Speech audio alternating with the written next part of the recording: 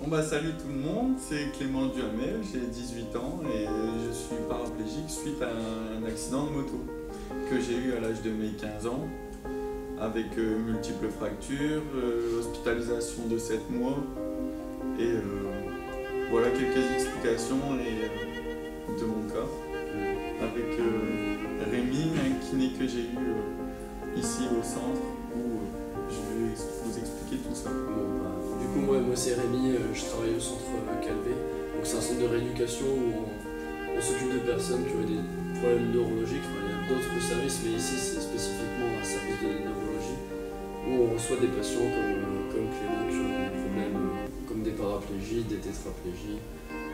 On reçoit aussi des gens qui ont des AVC, enfin bref, dans le cas de Clément, on s'est occupé de la paraplégie. Alors, suite à mon accident, j'ai eu 3 semaines de réanimation où j'étais totalement couché parce que j'ai eu des problèmes au niveau des poumons à cause d'un épanchement. J'ai eu multiples fractures au niveau de ma colonne vertébrale. J'ai eu ensuite un problème à l'épaule, un problème à mon omoplate, pardon. Et j'ai été touché au niveau du bassin côté gauche. Donc, Voilà, pas mal de fractures, des déplacements de vertèbres qui ont nécessité une intervention chirurgicale avec ce qu'on appelle une arthrodèse. Donc on fixe les vertèbres entre elles avec des tiges de chaque côté.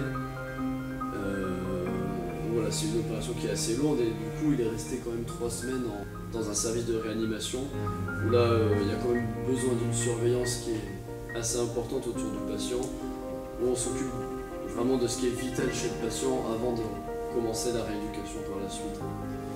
Donc ils ont voulu que mon épanchement autour de mes poumons soit rétabli avant de partir en centre de rééducation.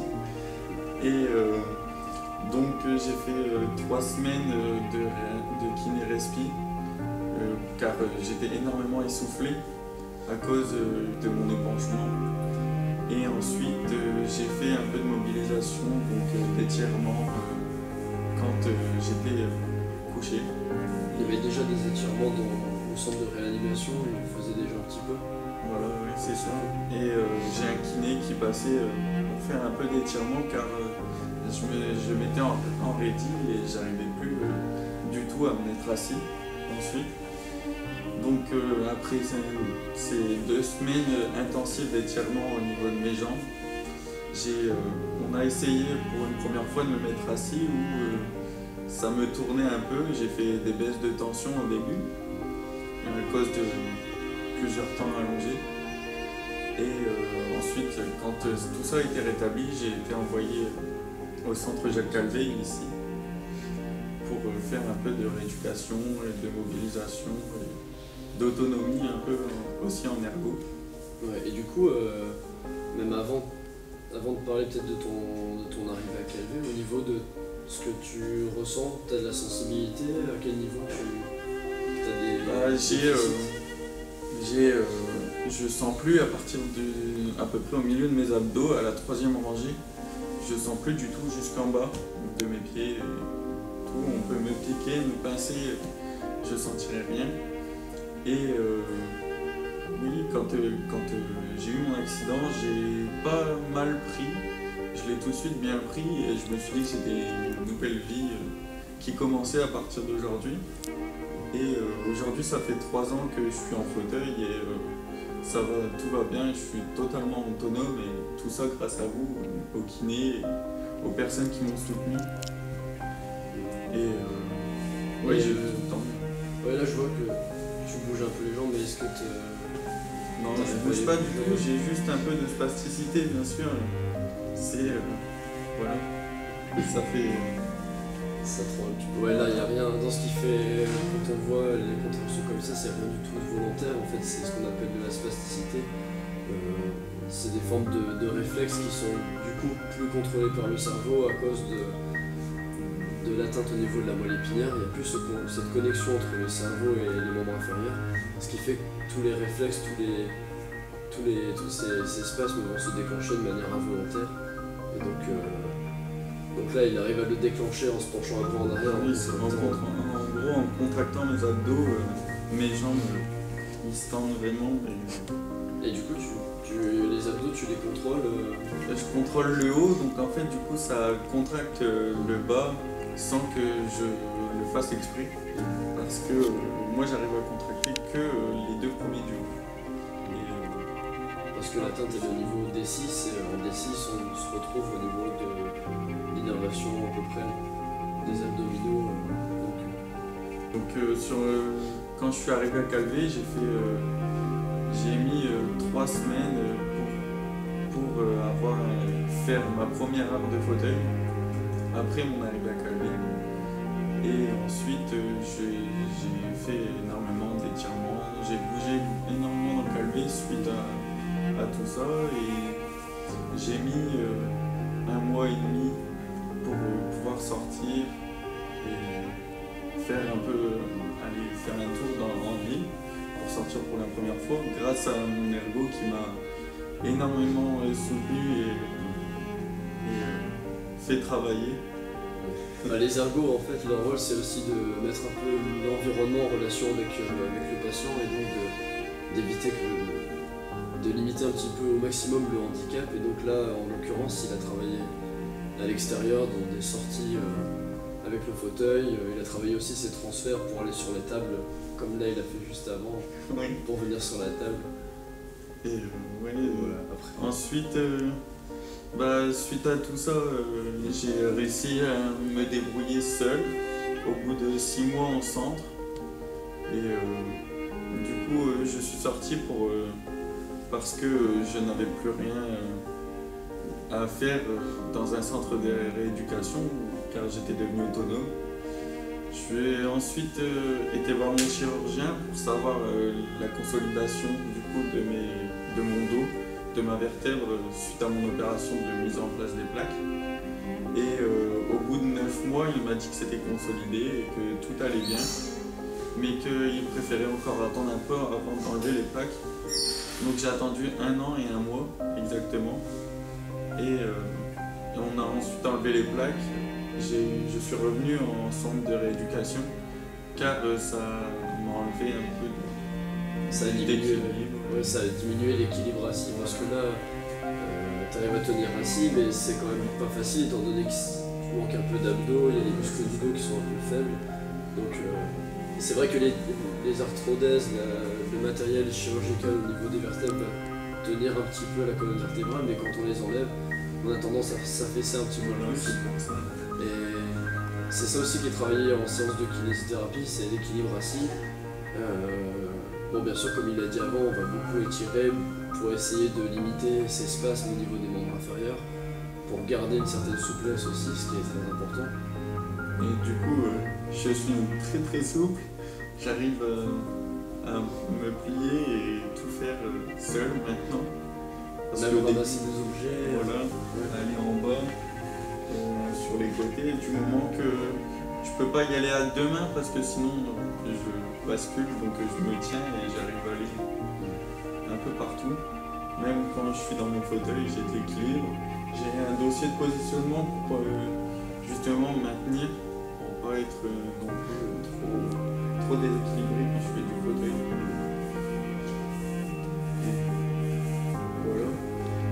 Bon après, c'est pour faire voir aussi à énormément de personnes qu'on peut être totalement autonome alors qu'on a soit un handicap ou alors une maladie comme moi j'ai au cœur. Et ça, c'est des épreuves à passer. Si on s'en remet avec les personnes qui entourent, ça va toujours de mieux en mieux. Et c'est pour ça aujourd'hui, c'est pour vous expliquer vous faire voir qu'il y a énormément de choses à faire aussi en étant fauteuil. Bon, pour être plus précis sur ma paraplégie, j'ai... Ouais, du coup, au niveau des atteintes, au niveau des fractures, au niveau des vertèbres, il y avait quand même des fractures multiples, hein, en lombaire, au niveau thoracique.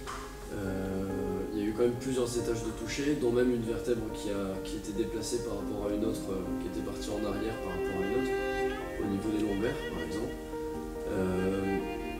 Mais la fracture la plus importante, elle a été en D6 et c'est là où la lésion s'est vraiment manifestée au niveau de la moelle épinière. Donc la moelle épinière est vraiment touchée chez Clément à partir du niveau D6. Donc on est un petit peu, en dessous des omoplates, on est un petit peu au niveau du bas des omoplates en D6. Et ce qui fait que chez toi, c'est surtout à partir du milieu des abdos, à partir des 2 premiers abdos qu'on va avoir un déficit de sensibilité, une perte de sensibilité et une perte de motricité au niveau des membres inférieurs. Mais il y a eu aussi une fracture de bassin, fracture d'omoplate, il y a eu quand même pas mal de traumatismes. J'ai eu des brûlures un peu, j'ai eu une marque qu'on ne pourra pas voir sur une vidéo, là où j'ai vraiment été brûlé à cause du goudron quand j'ai frotté. Bah après il y a beaucoup de troubles qui viennent se surajouter, il y avait le problème au niveau des poumons, beaucoup de problèmes respiratoires du coup qui ont été engendrés à cause de ça. Ce qui fait que le séjour en réanimation a duré quand même 3 semaines, le temps de se remettre sur pied. Oui.